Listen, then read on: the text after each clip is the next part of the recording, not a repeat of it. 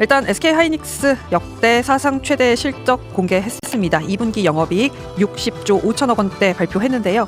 물론 좋았습니다만 시장 예상치가 63조 후반대여서 예상치는 하회한 모습 나타냈습니다. 오늘 뉴스 일단 핵심은 SK하이닉스의 실적 발표였는데 네. 뭐 실적을 좀 살펴본과 동시에 주가 반응만 보면 실적을 발표하자마자 하락폭을 더 키우고 있어요. 네. 그러니까 그 얘기는 뭐냐면 어쨌든 실적 발표하면서 뭐 특별한 내용은 없었다는 거 하고 시장의 기대치하고는 크게 벗어나지 않는데 뭔가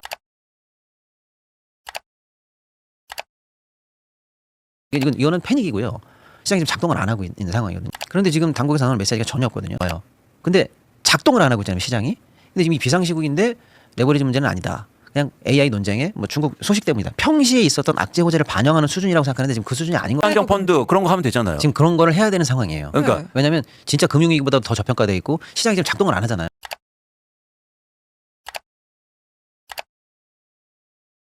나의 노력과 그리고 결과가 일치하지 않을 때 그 힘듦, 이럴 때 우리는 무력감, 힘듦 이런 것들이 많은 분들이 지금 경험하고 계실 거예요. 네. 그래서 내가 오늘 어떤 생각을 했고 그리고 어떤 결정들을 했는지 그런 얘기들을 한번 여러분도 한번 해보시고 저희도 한번 해볼까요? 내일부터 여러분한테 보여드리고 우리가 실제로 이렇게 그게 일단 할 수 있는 저희가 할 수 있는 최선이라고 생각합니다. 습니다. 다만 웃지 못할 한 가지 역설은 짚어야겠습니다. 이런저런 핑계를 대는 야당 탓에 안 그래도 개헌의 문이 넓지 않고 좁은데 그토록 개헌을 소망한다는 국회의장이 정작 개헌의 문을 스스로 더욱 좁혀버린 그 역설 말입니다. 사실상 개헌이 물 건너갔다는 지적이 그래서 뼈아프게 들립니다.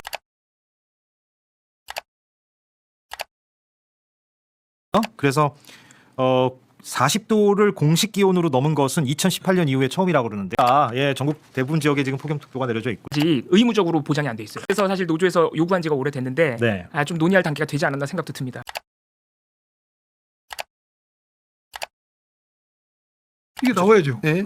10월 1일이면은 8월 9월 2달밖에 안 남았어요. 네. 언제 직원을 뽑아옵니까?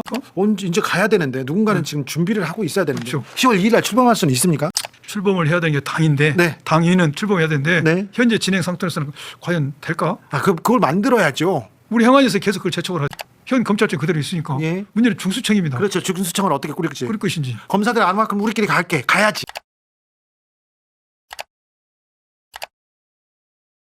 근데 문제는 거기에 사인을 한 사람이 오픈 AI나 그 엔트로픽의 CEO들도 모두 동의 서명을 했어요. 근데 이제 국제법이라고 하는 거는 그 강제성이 없죠. 왜냐하면 집행기관이 없으니까. 그러니까 거꾸로 국내적으로 굉장히 강력한 걸 만들고 그걸 모델로 제시하는 게 순서가 맞지 않나? 그렇죠. 다른 나라들이 이렇게 하면 되는 거구나 네, 하는 맞아요. 롤모델이 될 수 있는 거 아닙니까?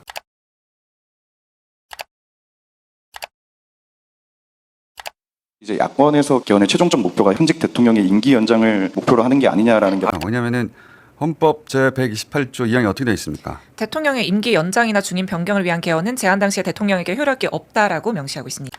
왜냐하면 우리 역사에서 자기 임기를 고치는 개헌은 다 독재로 기결됐기 때문에 이런 조항이 있는 건데 물론 이런 조항까지도 원론적으로는 다 개헌 대상이 될 수 있죠. 문제는 이제 현직 대통령 연임 가능성을 말하는 순간 그 순간부터 개헌이 한 발자국 도 못 나간다는 거죠.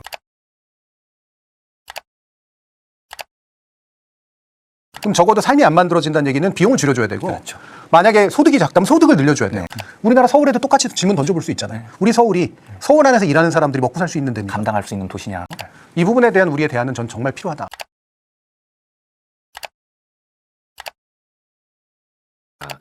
오늘 SK하이닉스 실적 발표가 있었는데 역대 최고 그만하고 너 이런 숫자 들어는 봤어? 60조 원. 못 들어봤죠. 1년 아니고 한 분기에 60조 원을 벌었거든. 순이익으로. 영업이익으로 60조. 근데 시장의 기대가 63조라서 3조 못 미쳤다고 폭락하고 있는 상황입니다.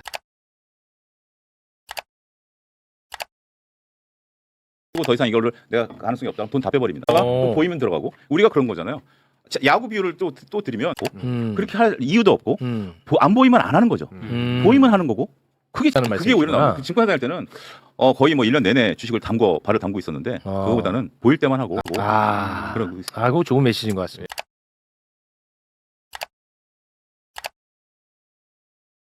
그 문제는 뭐 지금 그에 대한 뭐 이렇다 저렇다 얘기하는 게 시기상조 아닌가요?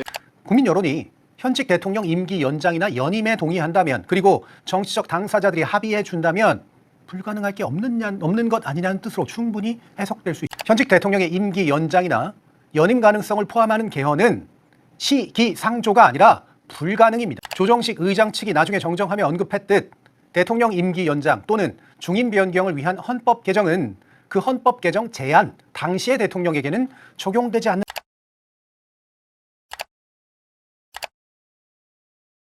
최근 이태원 참사 특별조사위원회가 발표한 바에 따르면 참사 이튿날인 2022년 10월 30일에 열린 중앙재난안전대책본부 1차 회의록에서 참사를 사고로 게다가 현재 행정안전부는 지난해 특조위의 회의록 제출 요구에 회의 계획만 제출하고 회의록 자체를 숨겨왔지만 이번 특조위의 실지 조사를 이것은 비록 지난 정부의 일이지만 연속성을 지니고 있는 현재 정부의 일이기도 합니다.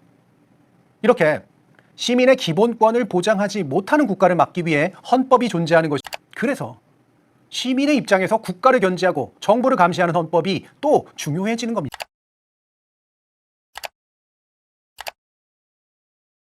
최근 광주지검은 5.18 민주화운동 관련자 127명에게 내려졌던 기소유예 처분을 죄가 안 됨으로 변경했다고 합니다.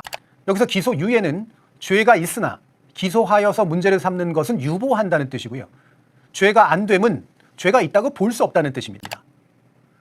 5.18은 헌법을 수호하기 위해 벌인 시민적 희생이었음에도 이것을 당대의 그릇된 법률로 처벌하려고 했던 것을 이제서야 만약 광주 민주화운동이 헌법 전문에 들어가 있었다면 이들은 당연히 헌법에 의해서 무죄가 되었을 것이고 이들을 여전히 기소유예로 묶어두고 있었던 국가 맞고 내년 87년 이 6월 항쟁 이후로 개헌하고 40주년 되는 해고 선거도 없고 골든타임이다. 국민들 여론도 온라인으로 수렴하고 개헌 투의도 만들겠다. 딱 스케줄이 나왔잖아요. 이거대로 했으면 좋았는데 이건 다 묻히고 그리고 남은 거는 연임 요 두 글자만 남아버려서 그것까지 종합적으로 고려해서 후속책이 나와야 된다고 봅니다.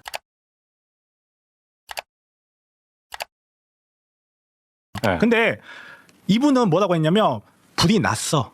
불이 난 근거는 내가 갖고 있어. 신천지가 개입했다. 근거를 내가 갖고 있다. 필요할 때 내보내겠다. 이거 신천지가 이미 침투해가지고 내가 거기에 대한 근거를 갖고 있고 아니 완전 이거는 경고 차원이 아니라 자기가 진단을 내렸잖아요. 명확하게 신천지가 개입돼 있고 거기에 대한 근거를 갖고 있다라고까지 이야기를 했단 말이에요. 그러면 그 근거를 공개를 해야 비로소 그러면 우리가